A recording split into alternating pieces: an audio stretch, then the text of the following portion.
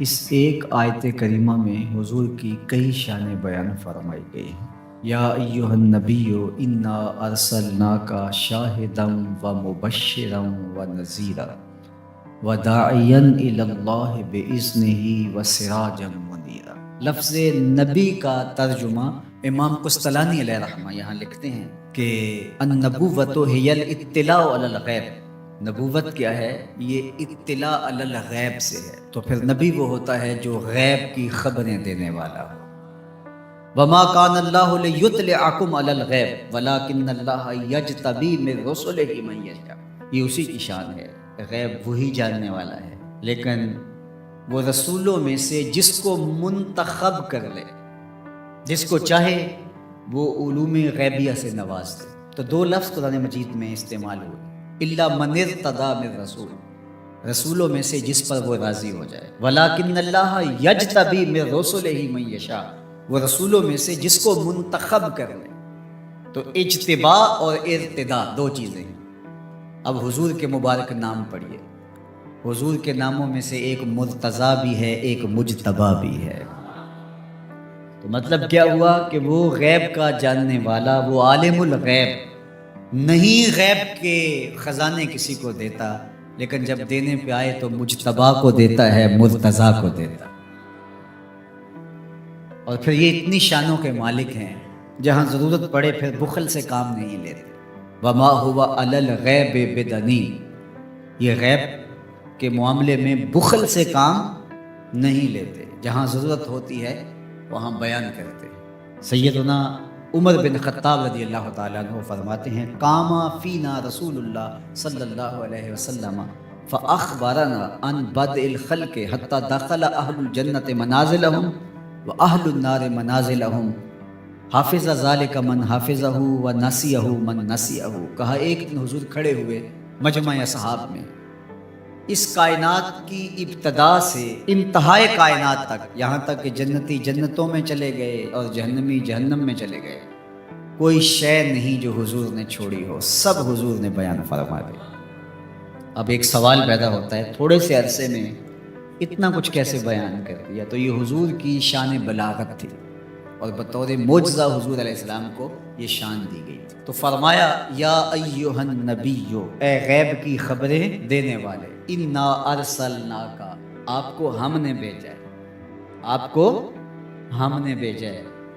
یار آپ کسی کو بھیجیں اور اس کی کوئی عزت نہ کرے تو آپ کہیں گے تم ہوتے کون ہو، اس کو ہم نے بھیجا تھا۔ اللہ کہتا ہے محبوب تجھے ہم نے بھیجا ہے۔ تو یہ اللہ کی طرف سے فرستادہ ہے، اللہ کی طرف سے بھیجے گئے ہیں، یہ اللہ کے نمائندے ہیں، اس لیے حضور کی آواز آواز حق قرار پائی، حضور کا بولنا اللہ کا بولنا قرار پایا، حضور کا حکم اللہ کا حکم قرار پایا، حضور کی اطاعت اللہ کے اطاعت قرار پائی۔ تو اس لیے جو محبوب کی بات مانتا ہے وہ رب کی بات مانتا ہے، اور جو حضور کا انکار کرتا ہے وہ رب کا انکار کرتا ہے۔ کوئی ساری زندگی لا الہ الا اللہ پڑھتا رہے اور محمد رسول اللہ نہ پڑھے، رب اس کے لا الہ الا اللہ پڑھنے کو اس کے منہ پہ مارے گا اگر میرے رسول کو نہیں مانتا، اس کو میں نے بھیجا۔ تو کہا انا ارسلناک شاہدا و مبشرا و نذیرا، آپ کو شاہد بنا کر بھیجا، آپ کو مبشر بنا کر بھیجا ہے، آپ کو نذیر بنا کر۔ شاہد کا کیا معنی ہے؟ اتفاق تو ہوتا رہتا ہے مجھے بھی آپ کو، جب کوئی فوت ہو جاتا ہے تو جنازہ پڑھتے ہیں تو کیا اس میں بولتے ہیں اللہم اغفر لحینا و میتنا و شاہدنا و غائبنا، اللہ جو حاضر ہیں انہیں بھی بخش دے، جو نہیں آئے انہیں بھی بخش دے۔ تو شاہد کا کیا معنی ہوا؟ حاضر۔ امام راغب الاصفہانی جو کہ لغت کے امام ہیں اور مفردات قرآن میں قرآن مجید کے الفاظ کی تشریح کرتے ہوئے لفظ شاہد پہ بات کرتے ہیں، تو وہ کہتے ہیں کہ الحضور مع المشاہدۃ اما بالبصر او بالبصیرہ، کہ شاہد کا معنی کیا ہے؟ حاضر ہونا مشاہدہ کے ساتھ، چاہے بالبصر چاہے بالبصیرہ، آنکھوں سے دیکھ کر کے مشاہدہ کرنا یا اللہ کی دی ہوئی باطنی قوت سے مشاہدہ کرنا۔ تو کہا یہ ہے شاہد کا مفہوم، اور حضور علیہ السلام کو میرے رب نے شاہد بنایا ہے، میرے رب نے شاہد بنایا۔ تو حضور کی نظروں سے کچھ پوشیدہ نہیں ہے۔ آقا کریم نے ارشاد فرمایا، یہ بھی صحاح کی روایت ہے، ان اللہ زوال الارض فرأیت مشارقہا و مغاربہا، اللہ نے میرے لیے زمین کو سمیٹ دیا، اور ایک روایت میں ایسے کر دیا جس طرح میری ہتھیلی ہوتی ہے، میں پوری کائنات کو یوں دیکھ رہا ہوں جس طرح کوئی اپنی ہتھیلی دیکھتا ہے۔ تو فرمایا کہ اللہ نے میرے لیے زمین کو سمیٹ لیا، اور میں نے مشرق بھی دیکھ لیے، میں نے مغرب بھی دیکھ لیے۔ تو زمین حضور کے سامنے ہے جس طرح ہتھیلی ہوتی ہے۔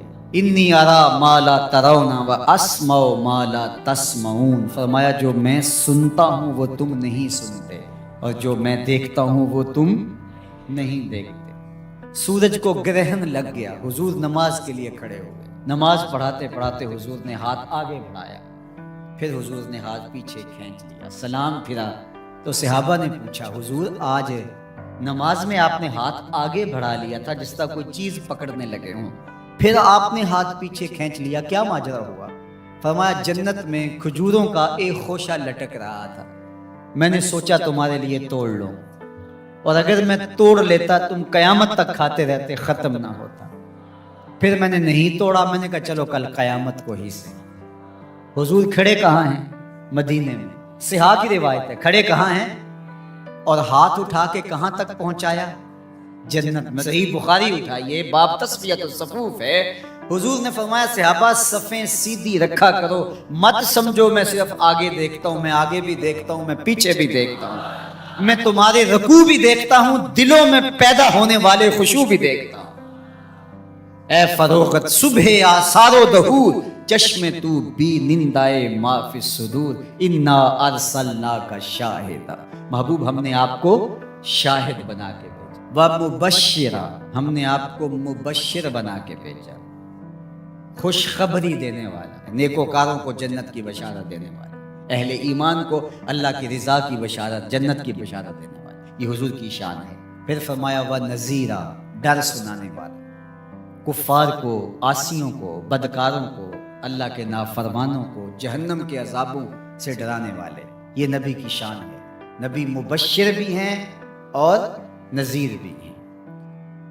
وَدَاعِيًا إِلَى اللَّهِ بِإِذْنِهِ، اور اللہ کے اذن سے اللہ کی طرف بلانے والے، اور جس طرح میرے حضور نے بلایا ہے، یہ تاریخ کا انوکھا باب ہے۔ وَسِرَاجًا مُنِيرًا، روشن آفتاب بنا کر کے جس کے جلووں سے ظلمتیں دور ہو گئیں۔ حضور حصی اعتبار سے بھی سراج منیر ہیں، اور معنوی اعتبار سے بھی سراج منیر ہیں۔ معنوی اعتبار سے اس طرح کہ ظلم، شرک، کفر کے اندھیرے حضور کے آنے سے مٹ گئے، ناانصافیاں ختم ہوئیں، اور حصی طور پہ حضور کے مبارک بدن سے نور نکلتا تھا۔ تو ذرا اس آیت کریمہ کو دیکھیے، ایک آیت میں حضور کی عظمتوں کے موتی پروئے ہوئے، یا ایھا النبی انا ارسلناک شاہدا ومبشرا ونذیرا وداعیا الی اللہ باذنہ وسراجا منیرا، زیراں زبراں شداں مداں شان اودی وچ آئیاں، عاماں لوکاں رمز نہ کوئی، خاصاں خبراں پائیاں۔